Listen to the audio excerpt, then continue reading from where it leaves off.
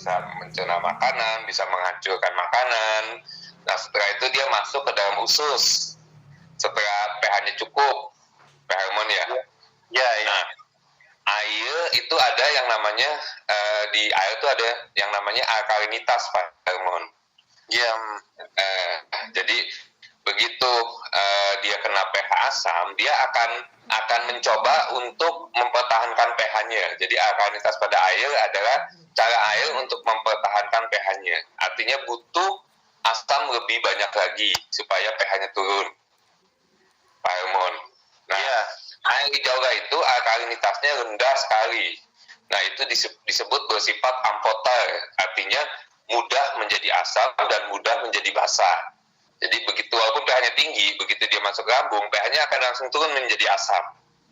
Nah, otomatis lambung tidak harus mengeluarkan asam lambung dengan jumlah yang banyak untuk menurunkan pH pada air tersebut. Misalkan gini, Pak Hermon, kita minum air yang alkalinitasnya tinggi, mungkin asam lambung keluarnya 2 atau 3 bagian. Ya, nah begitu kita minum air yang alkalinitasnya rendah, dia cuma keluar 1 atau 2 bagian. Otomatis konsentrasi HCl-nya tidak terlalu pekat. Nah, begitu pH-nya sudah turun karena tidak terlalu pekat konsentrasi HCl-nya dan pH-nya sudah turun, otomatis makanan itu akan masuk ke dalam usus. Nah, pada saat makanan itu masuk ke dalam usus, pankreas kita akan mengeluarkan yang disebut jus alkali, yang bilang bikarbonat, supaya pH-nya naik lagi. Karena sistem pencernaan kita asam dan basah, asam di lambung, basah di usus. pH-nya harus naik lagi. Kenapa pH-nya harus naik? Karena kalau pH-nya nggak naik, usus kita akan teriritasi oleh asam lambung yang kuat. Sedangkan di usus tidak ada perlindungan asam. Itu yang pertama. Yang kedua, ya, enzim pencernaan di usus itu baru bekerja pada pH basah atau pH alkali. Makanya pankreas itu bekerja untuk menetralkan asam tersebut. Nah, kalau asam yang dari lambung itu terlalu banyak, otomatis pankreas juga bekerja berat untuk menaikkan pH tersebut. Nah, alkali jaulah memiliki alkalinitas yang sangat rendah sekali. Jadi, begitu dia masuk lambung, mudah menjadi asam. Begitu dia masuk usus, mudah menjadi basah. Jadi tidak mengganggu fungsi lambung dan tidak mengganggu fungsi usus. Nah, itu salah satu kelebihan air jaulah sehingga bisa menetralisir asam lambung. Nah, lambung kita, yang penting pH-nya 2, dia terbuka aja klep-nya. Jadi antara lambung dengan usus itu ada klep, namanya pylorus atau pylori. Nah, klep-nya ini terbuka berdasarkan pH. Begitu pH-nya kurang lebih 2, dia akan terbuka, bukan konsentrasi HCl. Nah, jadi artinya walaupun konsentrasi HCl-nya kecil, ya, tapi pH-nya 2, dia akan terbuka. Nah, konsentrasi HCl yang tidak terlalu tinggi ini dalam kondisi yang disebut homeostasis ini, ya, tidak akan mengganggu fungsi lambung dan juga akan mempermudah kerja pankreas untuk menetralisir asam dari lambung. Seperti itu kira-kira Pak Hermon kerjanya. Oke. Pak, untuk ininya misalnya ada side effect atau ada batasan-batasan untuk kondisi-kondisi seperti ini nggak boleh, kondisi seperti ini boleh, atau memang pada semua kondisi bisa diberikan gitu? Nah, karena hijau itu air minum, artinya dia bisa diberikan dengan berbagai macam kondisi. Jadi Pak, air minum hijau boleh nggak buat orang yang sakit asam lambung? Boleh. Pak, boleh nggak air hijau buat orang yang kena penyakit gula? Oh, boleh. Jadi nggak ada batasannya, Pak. Air hijau itu nggak ada batasannya karena dia air minum. Jadi yang disebut pembatas pada air, ya, itu pertama adalah pencemaran pada air, itu pembatas pada air. Dan di Jawa itu pencemarannya insya Allah itu sudah nggak ada gitu Pak ya. Jadi dia tidak ada batasan. Pak, kalau minum obat boleh nggak? Boleh. Kan pH-nya tinggi. Iya, yang membatasi kerja obat itu bukan pH tinggi, tapi mineral yang banyak pada air. Jadi begitu air mineralnya banyak pada air, kemungkinan dia akan mempengaruhi kerja obat yang disebut inhibitor dan enhancer. Ya bisa menghalangi kerja obat atau membuat obat itu bekerja lebih cepat lagi. Itu disebut inhibitor dan enhancer. Kalau untuk air hijau enggak, Pak. Karena mineralnya relatif kecil, kurang lebih 30 sampai dengan 40 ppm. Oke. Gitu. Ada pertanyaan lagi, Pak. Jadi aman, Pak. Dari segala usia aman. Pak, nanti kalau minum air hijau yang pH tinggi, kita akan alkalosis. Enggak juga, Pak. Karena yang penyebab alkalosis itu bukan di air, Pak. Penyebab alkalosis itu misalkan kita muntah-muntah, itu akan alkalosis. Terus kita ada di tempat yang tinggi, itu juga alkalosis gitu. Yang mengatur kadar pH darah kita itu adalah paru-paru dan ginjal. Jadi bukan dengan minum air alkali pH darah akan naik, enggak, Pak. Jadi insya Allah aman untuk segala kondisi. Malah dengan kondisi mineral alkali yang ada di dalam air alkali bisa menjadi potensi buat ginjal untuk menetralkan asam. Jadi pada saat darah kita asam, paru-paru nggak sanggup untuk menetralkan asam dengan cara dia mengeluarkan CO2, ginjal kita akan mengeluarkan mineral alkali atau ion OH ke dalam darah untuk membuat pH darah itu ada pada angka yang diinginkan, yang disebut homeostasis itu, artinya 7,36 sampai dengan 7,42. Nah, dia akan mengeluarkan mineral alkali ke dalam darah, atau dengan cara membuang kelebihan asam lewat urin. Makanya yang bisa mengatur kadar pH darah itu adalah satunya adalah ginjal, Pak. Jadi kalau kita kencing buang air seni, pH-nya asam banget, artinya tubuh kita kelebihan asam. Misalkan pH-nya 4,5 atau pH-nya 4, artinya ginjal kita lagi membuang asam tuh. Untuk mengatur kadar asam dalam darah. Tapi pada saat urin kita pH-nya 6 sampai dengan 6,5, artinya ginjal kita lagi membuang kelebihan alkali yang ada di dalam tubuh kita. Gitu. Jadi dengan pH urin kita bisa tahu kondisi tubuh kita saat itu ya, Pak ya. Karena kan pH urin berubah-ubah, Pak.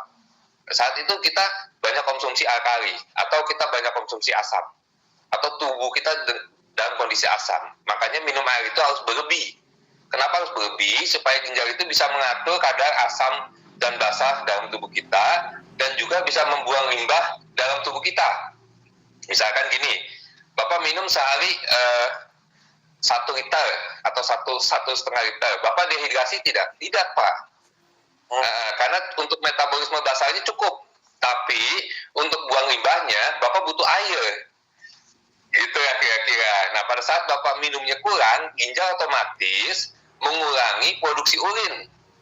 Supaya kadar air dalam tubuh Bapak itu selalu berada dalam kondisi yang diinginkan oleh tubuh Bapak. Makanya minum air itu harus berlebih supaya dia bisa memproduksi urin. Nah, salah satu ya takarannya bahwa tubuh kita itu tidak kekurangan air adalah jumlah urin kita cukup. Misalkan ada yang bilang, Pak, kita minum sehari harus 8 gelas. Belum tentu, Pak. Kalau 8 gelas itu urin Bapak cuma sedikit, katakanlah satu hari cuma 200 mili, artinya Bapak kurang minum. Nah, jadi kelebihan air itu memang dibutuhkan oleh tubuh kita untuk menyeimbangkan diri, Pak. Kalau Bapak kurang minum, tubuh kita akan sulit untuk menyeimbangkan diri. Itu kira-kira Pak Helmut. Itu paham ya. Satu lagi, tadi dijelaskan waktu dengan keterangan dari sebelumnya bahwa Ijora itu bisa menyembuhkan berbagai penyakit ini, terus salah satunya kanker, kencing manis apa. Nah, yang saya ingin ketahui, apakah memang Ijora itu menyembuhkan itu, atau dari akibat kita meminum Ijora maka sistem immunity kita meningkat, maka memberikan efek penyembuhan secara tidak langsung gitu, atau penyembuhan ini secara langsung oleh Ijora atau dari efek dari bagaimana Pak itu, apa seperti itu pertanyaan saya. Wah, ini pertanyaannya luar biasa nih Pak Hermon. Jadi tergantung dari kondisi tubuh kita Pak Hermon. Yang pertama, misalkan kita kan butuh nutrisi ya Pak Hermon ya. Nutrisi yang kita butuhkan tuh karbohidrat, protein, lemak, vitamin, mineral ya Pak ya. Nah, semua nutrisi ini baru bisa masuk ke dalam tubuh kita harus lewat air. Itu syarat yang pertama. Jadi misalkan Bapak makan apapun juga baru bisa masuk dalam tubuh Bapak, dari saluran pencernaan baru bisa masuk ke dalam tubuh Bapak, itu harus lewat air, Pak. Iya, betul. Begitupun buang limbah. Semua limbah di dalam tubuh Bapak baru bisa keluar harus lewat air. Contohnya lewat air seni, lewat keringat, lewat napas, itu kan tubuh kita membuang limbah. Begitupun sesuatu yang masuk dalam tubuh kita harus lewat air. Jadi air itu perantara untuk masuknya nutrisi ke dalam tubuh kita dan perantara untuk membuang limbah dari dalam tubuh kita keluar. Nah, itu teori yang pertama ya Bapak ya. Nah, ya. Air hijau adalah air mineral Pak. Ya, jadi memiliki mineral. Nah, salah satu fungsi mineral selain membentuk kerangka tubuh, fungsi mineral itu sebagai aktivator enzim. Ya. Ya, jadi di dalam tubuh kita itu terjadi bisa berlangsung hidup itu karena adanya enzim. Ya, enzim itu melakukan fungsinya dengan cara mengkatalisator nutrisi atau sesuatu itu sehingga prosesnya menjadi lebih cepat, baik proses katabolisme maupun proses anabolisme. Jadi proses pemecahan dari molekul yang kompleks menjadi sederhana, contohnya dari protein dirubah menjadi asam amino, itu dengan bantuan enzim pepsin ya. Nah, setelah di dalam tubuh kita, si asam amino itu berubah lagi menjadi bentuk yang diinginkan tubuh. Misalkan rambut, kuku, sesuatu yang tumbuh ya Pak ya. Nah, itu pun butuh enzim juga untuk menyusun dia menjadi sesuatu yang kompleks. Ya. Nah, terus kalau kita makan nasi, itu kan nasi itu zat pati. Nah, zat pati tubuh kita nggak bisa serap. Nah, sama tubuh kita diubah dulu menjadi glukosa dengan bantuan enzim amilase atau petialin ya Pak ya. Nah, si enzim ini baru bisa kerja kalau ada mineral. Iya. Nah, jadi enzim di tubuh kita ya kurang lebih 1.500 sampai dengan 5.000 ya. Itu semuanya itu butuh mineral untuk melakukan fungsinya. Nah, mineral yang dibutuhkan tiap enzim itu berbeda-beda Pak. Misalkan ada yang membutuhkan mineral natrium, ada yang membutuhkan mineral magnesium, ada yang membutuhkan mineral kalium, ada yang membutuhkan mineral kalsium, ada yang membutuhkan zat besi untuk melakukan aktivitasnya. Nah, kembali lagi ke tadi, bagaimana dengan kesembuhan kita? Oke, sekarang kalau misalkan ini contoh aja Pak ya. Zaman dulu kan ada orang sakit gondokan Pak ya. Iya. Ya. Nah, kalau kita makan garam beriodium, artinya ada yodiumnya, gondokannya sembuh nggak Pak? Sembuh. Ya, sembuh kalau tidak kekurangan yodium, ya Pak ya. Berarti begitu dia dapat mineral yodium, tubuh kita, enzim kita akan bekerja sehingga pembekakan kelenjar itu akan hilang. Nah, itu efeknya langsung Pak. Iya. Bayang Pak ya? Iya, kebayang udah. Itu efeknya langsung. Nah, ada yang efeknya tidak langsung Pak. Efeknya tidak langsung seperti ini Pak. Sel-sel tubuh kita itu butuh air Pak. Ya. Butuh air untuk melakukan kerjanya. Ya. Untuk melakukan proses homeostasis. Nah, begitu tubuh kita kekurangan air, tubuh kita akan keluar penyakit-penyakit tuh Pak. Nah, kesehatan tubuh kita tergantung dari sistem homeostasis tubuh kita. Seperti yang tadi Bapak bilang sistem imun tuh. Ya. Nah, pada saat homeostasis tubuh kita itu terjaga, ya, otomatis sel-sel kita akan sehat. Begitu sel-sel kita sehat, organ-organ kita juga akan sehat. Karena unit terkecil adalah sel. Sel akan membentuk jaringan akan membentuk organ, dan jaringan yang sehat, organ yang sehat, sel yang sehat membuat tubuh kita bisa bekerja dengan baik. Nah, begitu tubuh kita, ini efek tidak langsungnya Pak, efek langsungnya seperti tadi sakit gondok Pak ya.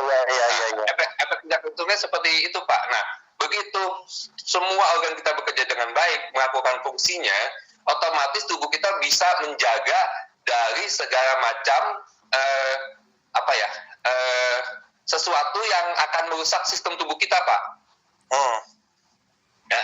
Contohnya saya kanker segala macam, tapi tubuh kita juga punya kekuatan untuk mengatasi, punya batas kekuatan itu, Pak. Misalkan gini, Bapak bisa ngangkat beban 100 kilo. Limitation ada. Iya, begitu dikasih 200 kilo, ya Bapak sudah nggak akan sanggup. Tubuh kita sudah nggak akan sanggup tuh, Pak. Nah, lama-kelamaan akan rusak. Makanya kita harus jaga supaya beban organ kita tidak melebihi kekuatannya. Iya. Walaupun organ kita itu sebetulnya paling sehat itu hebat banget, Pak. Karena mulai dari mulut, ya, mulai dari masuknya makanan, semuanya itu sudah disortir sama tubuh kita, Pak. Termasuk untuk menjaga homeostasis tersebut. Untuk menjaga pH darah, tubuh kita itu akan membuat ginjal itu bekerja supaya bisa membuang asam, ya, atau napas kita bekerja supaya bisa membuang asam dengan cara bernapas lebih cepat. Itu salah satu sistem homeostasis tubuh. Begitu suhu tubuh kita meningkat, panas, kita akan keluar keringat. Ya, kira-kira seperti itu. Jadi kalau kita mau sehat, ya jaga sistem homeostasis tubuh kita. Dan air itu adalah yang paling besar porsinya untuk menjaga homeostasis tubuh kita. Gitu ya, kira-kira, Pak. Oke, itu jelas. Jadi, ya. Itu jelas banget, tapi udah bisa ngikutin. Nah, ada 2 pertanyaan lagi, Pak. Yang penasaran saya ingin tanyakan. Ya. Langsung aja ke kasus ya, ini. Ya, karena tadi disinggung-singgung ini bisa menyembuhkan kanker juga. Nah, kebetulan ada rekan kami, dia punya didiagnosa sebagai ini, Pak, bahwa pernah dengar nggak penyakit polisitania vera, di mana ada gangguan pada tulang belakang, di mana tulang belakang itu mengalami memproduksi sel darah secara berlebihan, sehingga sistem darah kan ada usianya, yang satu mati, yang satu hidup, tapi ini terus akibat ini komposisi sel darahnya itu lebih dari normal, sehingga pada setiap ini harus dibuang darahnya. Nah, ini ada kesana nggak untuk ininya, membantu nggak itu, Pak? Nah, gini Bapak, itu secara tidak langsung, Pak. Jadi ini kurang lebihnya, Pak, ya, kalau saya salah mohon maaf ya, Pak, ya, ini berdasarkan beberapa buku yang saya baca ya, Pak, ya. Jadi betul seperti Bapak. Jadi itu ada namanya itu seperti sel darah merah kita, dia akan tergantikan dalam waktu kurang lebih 120 hari, Pak. Ya, dia akan rusak, akan digantikan dengan yang baru. Nah, semua itu sudah terprogram, Pak, di dalam otak kita, Pak. Ya, termasuk sel-sel di tubuh kita. Makanya ada yang bilang, Pak, sel-sel di tubuh kita pengen dibikin kuat. Oh, jangan. Tubuh itu sudah punya mekanisme sendiri yang disebut apoptosis. Ya, apoptosis itu adalah bagaimana sel-sel itu melakukan bunuh diri. Gitu, Pak, ya. Nah, halo? Ya, halo. Nah, kalau program tersebut kacau karena ada logam berat, ada radiasi atau cacat ya, Pak, ya, atau kecelakaan, trauma, ya. Begitu sistem itu terganggu, maka tidak ada yang mengontrol sistem tersebut. Sehingga produksinya berlebih atau produksinya kurang, Pak. Karena proses pemrograman itu kacau tuh, Pak. Nah, fungsi air, Pak, ya, itu membantu seperti yang tadi itu, membantu kenyamanan sel-sel kita, Pak. Nah, tetap sistem itu akan kacau, Pak. Kalau menurut saya, tetap sistem itu tiba-tiba begitu kita minum air, tidak tiba-tiba sistem itu langsung selesai, Pak. Beda dengan panas tubuh. Begitu panas tubuh kita kepanasan, kita siram air langsung turun tuh, Pak. Itu efeknya langsung, Pak, ya. Langsung ya, direct. Ya. Nah, ini bagaimana sel-sel tubuh kita itu nyaman sehingga tubuh kita itu bisa diberikan waktu untuk memperbaiki dirinya sendiri. Jadi seandainya luka, bagaimana caranya tubuh kita itu luka ini tidak diganggu lah kesembuhannya. Itu supaya sel-sel tubuh kita, maksudnya tubuh kita bisa memperbaiki kerusakan sel-sel tersebut gitu Pak. Iya. Nah, begitu diganggu dengan kurang istirahat, banyak gerak, ya misalkan Pak ya, terus di tempat-tempat yang kotor, otomatis luka tersebut makin lama sembuhnya. Gitu Pak. Nah, fungsi air minum adalah memberikan ruang kepada tubuh kita supaya tubuh kita itu bisa memperbaiki dirinya sendiri. Walaupun jangka waktu perbaikannya kita nggak pernah tahu nih Pak. Karena kan penyebabnya juga kita belum tahu Pak. Iya, betul. Nah, kalau penyebabnya logam berat, ya mudah-mudahan logam berat itu akan keluar melalui air seni atau kita konsumsi fitokimia atau makanan yang bisa berfungsi sebagai cerating mengikat logam berat tersebut dan dibawa keluar. Jadi ada beberapa logam berat baru bisa dikeluar dari tubuh kita, baik lewat feses maupun lewat urin kalau ada pengikatnya. Yang disebut cerat itu. Nah, atau trauma yang diakibatkan oleh kecelakaan ya, begitu sembuh ya, otomatis kontrol atau program itu juga sembuh gitu loh Pak. Misalnya logam berat, begitu logam berat keluar gitu ya, terus tubuh kita mulai menyembuhkan diri dan programnya itu sudah mulai teratur lagi. Nah, tubuh kita bisa menyembuhkan dirinya sendiri. Nah, kalau tubuh kita kena trauma atau luka, begitu lukanya sembuh, dia akan kembali normal lagi. Misalkan saya pentok meja, tangan saya sakit, nggak bisa gerak. Ya, lama-lama tubuh kan memperbaiki dirinya tuh Pak. Nah, begitu sembuh, tangan saya sudah bisa gerak lagi tuh Pak, sudah nggak sakit lagi. Nah, fungsi air itu di situ Pak, secara tidak langsung ya, menyediakan wadah kerja yang ideal buat tubuh kita. Kalau kekurangan air, tubuh kita akan menderita Pak. Karena sel-sel di tubuh kita itu senang air. Atau proses penyembuhan itu terganggu karena ada kontaminasi di dalam air. Ya, air putih itu bisa menyembuhkan. Iya, tapi kalau isinya itu logam berat, isinya itu kontaminasi, misalkan adanya deterjen di dalam air minum, adanya pestisida, adanya logam berat, adanya mineral-mineral yang beracun.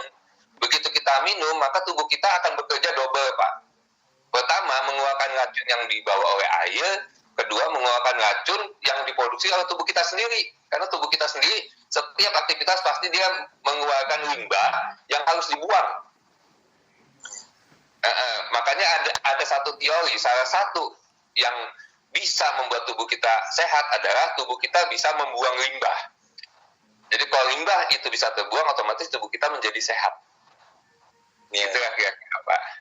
Jadi ini Ijora ini bisa dikatakan antidot juga kalau setiap untuk racun-racun yang masuk ke dalam tubuh bisa dibuang melalui ini ya, dengan konsumsi ini. Nah, fungsi air adalah salah satunya membawa limbah-limbah itu keluar dari dalam tubuh. Kalau kita kekurangan air, limbah itu tidak bisa dikeluarkan ke dalam tubuh dan kita akan sakit. Secara umum ya, ya, secara umum. Jadi ada dua Pak. Pertama, tubuh kita itu bisa menyembuhkan dirinya sendiri. Ya, jadi kalau kita luka, kalau kita apa, sebetulnya tubuh kita bisa menyembuhkan dirinya sendiri. Oke. Itu melalui nutrisi. Ya. Pak, saya perihal legalitas aja sebentar lagi. Ini udah masuk BPOM ya Pak ya? Ya, iya Pak. Sudah Pak. Terus expiration-nya itu 1 tahun atau berapa bulan atau dari tanggal produksi? Nah, kalau untuk air minum sebetulnya tidak ada expirednya Pak. Karena air minum itu adalah anorganik ya. Dan untuk mineral pun tidak ada expirednya karena mineral itu anorganik. Cuma sesuatu yang dikemas harus ditulis expirednya. Nah, saya tulis expired itu 2 tahun Pak. Sebetulnya kalau penyimpanan bagus ya, 5 tahun pun masih enak diminum. Oke. Karena kalau air minum kan anorganik, dia cuma sirkulasi aja Pak. Bapak minum susu, Bapak minum teh ya. Begitu sampai tubuh antara teh dengan airnya ya pasti dipisah sama tubuh kita. Karena air itu tidak bisa berubah menjadi apapun juga, dia cuma perantara aja. Benar. Gitu pahamnya. Sekali lagi terima kasih banyak, outstanding. Jelas sekali ya penjelasannya, terima kasih. Dan saya tertarik ini, terus terang aja ya. Tinggal daftar aja. Terima kasih Pak Hermon. Kalau ada salah-salah saya mohon maaf ya Pak Hermon ya. Luar biasa ini. Luar biasa, terima kasih banyak ya. Sudah atas waktu yang sudah diberikan. Pas hari libur lagi nih, weekend ya. Makasih Pak Robi ya. Pak Hermon. Iya, terima kasih Pak Hermon. Mampir-mampir ke pabrik Pak kalau lewat Boboy. Siap. Iya. Siap, selamat malam Pak ya. Selamat beristirahat.